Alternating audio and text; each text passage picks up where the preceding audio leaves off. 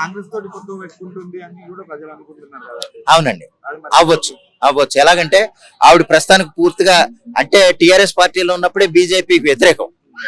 Next KCR గారికి వ్యతిరేకంగా ఉన్నారు ప్రస్తుతానికి. వీళ్ళకి అనుకూలంగా ఉన్న పార్టీ ఏదైనా ఉంటే గనక ప్రస్తుతానికి కాంగ్రెస్ లో చేరి కాంగ్రెస్ లో ఏదైనా మంత్రి పదవో లేదా మంచి పదవో పొందే అవకాశం ఉంది. అంతే తప్ప విడిగా ముఖ్యమంత్రి అయ్యే అవకాశాలు అయితే లేవు. ఒకవేళ కాంగ్రెస్ కవిత గారు కలిస్తే కేటీఆర్ కి ఎలాంటి నష్టం జరగబోతుంది అంటే కవిత గారు చాలా వరకు పార్టీలో ఉన్నారు కాబట్టి ప్రతి ఒక్క విషయం తనకు తెలుసు. అవునండి. ఒకవేళ కాంగ్రెస్ లో కలిస్తే బీఆర్ఎస్ పరిస్థితి ఏంటి? కాంగ్రెస్ లో కలిస్తే బీఆర్ఎస్ పరిస్థితి ఇప్పుడున్నట్టే ఉంటదండి. ప్రత్యేకంగా మార్పు అయితే ఏముండదు. వాళ్ళ పోరాటం ఎలా చేయాలో వాళ్ళు చేసుకుంటానే వెళ్ళిపోతారు. దానివల్ల ఏంటంటే వాళ్ళకు ఒక సీట్ అంటే అధికారంలో లేరు కాబట్టి కొంత ఫామ్ పోవటం కరెక్టే. కొంత ఫామ్ లో లేరు ప్రస్తుతానికి. ఆ ఫామ్ లో లేనప్పుడు ఏంటంటే ఎవరెన్ని చెప్పినా వాళ్ళు ఎంత చెప్పినా ప్రజలు నమ్మరు. అధికారంలో ఉన్నప్పుడు నమ్మే మాటలు వేరు, అధికారంలో లేనప్పుడు నమ్మే మాటలు వేరు.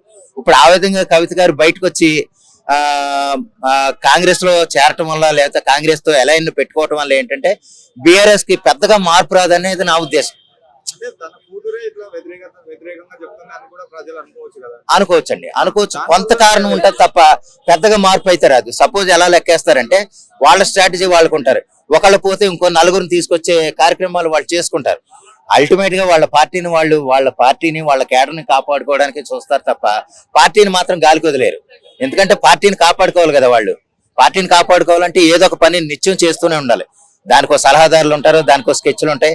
ఆ స్కెచ్ల ప్రకారం వాళ్ళు ముందుకెళ్తారు తప్ప కవిత గారు బయటకు వచ్చేసినంత మాత్రాన బీఆర్ఎస్ పార్టీకి ఎటువంటి నష్టం లేదు. బీఆర్ఎస్ అంటేనే తెలంగాణ పార్టీ అని చెప్పేసి గతంలో కేసీఆర్ గారు అయితే అన్నారు. అవునండి. బీఆర్ఎస్ లో మార్చారు. తెలంగాణ ప్రజలు మేము బీఆర్ఎస్ ఉంటేనే మా తెలంగాణ పార్టీ అనుకున్నాం తప్ప అవునండి బీఆర్ఎస్ లో మారిస్తే మేము ఎందుకు ఓట్లేస్తామని మాట్లాడుతున్నాం. అవునండి, అది ముమ్మాటికి వాస్తవం. ఎందుకంటే టిఆర్ఎస్ అన్న పేరు ఉన్నప్పుడే దానికి ఉన్న ఇమేజ్ వేరు.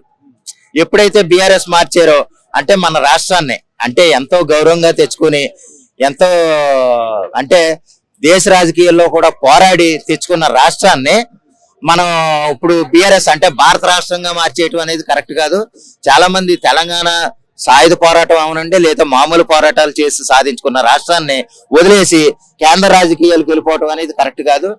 అవి ఎప్పుడు కూడా టిఆర్ఎస్ పార్టీ టిఆర్ఎస్ అని ఉన్నప్పుడే బాగుంది. బీఆర్ఎస్ ఉన్నప్పుడు పోయింది. ఈ పేరు వల్ల పార్టీకి ఎఫెక్ట్ అయిందండి. ఆల్రెడీ వెంటనే అధికారం కోల్పోయింది.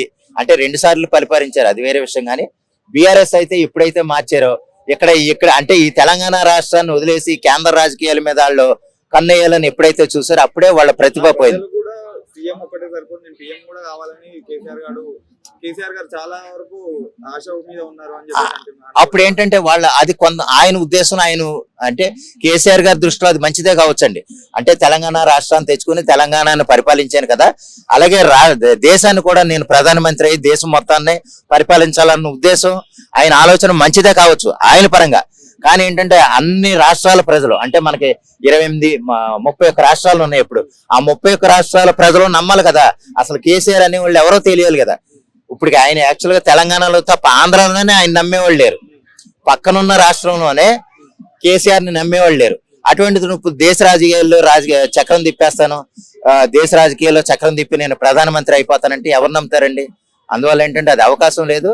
ముందు సొంత రాష్ట్రంలో ఇంకా ఇమేజ్ పెంచుకుని దానికి సంబంధించి కేసీఆర్ లాంటి ముఖ్య నేతని అంటే అట్లీస్ట్ కేటీఆర్ అన్నా సరే రాజకీయంగా ఇంకా ఎదగనిచ్చి ఒక ముఖ్యమంత్రి స్థాయి నిలబెట్టిన తర్వాత ఆయన బయటకు వెళ్తే బాగుండు. ఆయన ఒక కేసీఆర్ ఇక్కడ ముఖ్యమంత్రిగా చేస్తానే ఎక్కడ వదిలేసి నేను కేంద్ర రాజకీయాలు వెళ్ళిపోతాననేది ఇక్కడ టిఆర్ఎస్ శ్రేణులకి టిఆర్ఎస్ నాయకులకి తెలంగాణ ప్రజలకి ఒక ఇబ్బందిగానే కలిగింది. అందువల్లే ఆయన రాజకీయాలకి కాదు అధికారానికి దూరం అయిపోయారు.